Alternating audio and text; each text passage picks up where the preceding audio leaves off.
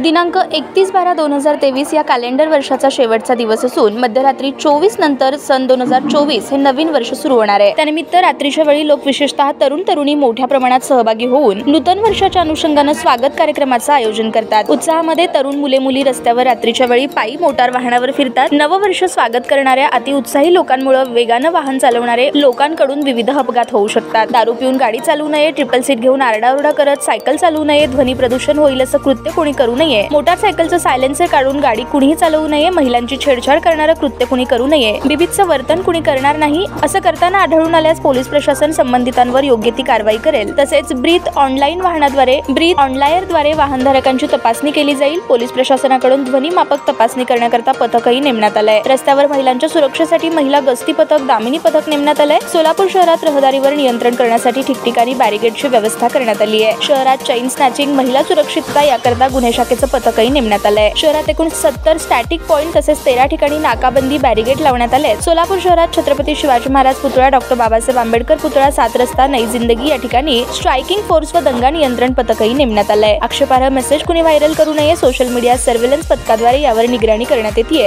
अतिउत्साहाच्या भरात कुणीही अनुचित घटना घडता कामा नये, सुव्यवस्था बिघडणार नाही याची दक्षता घ्यावी। पोलीस आयुक्तालय सोलापूर शहर यांच्याकडून 31/12/2023 रोजी लावण्यात आलेला बंदोबस्ताचा गोषवारा देखील जाहीर करण्यात आलाय।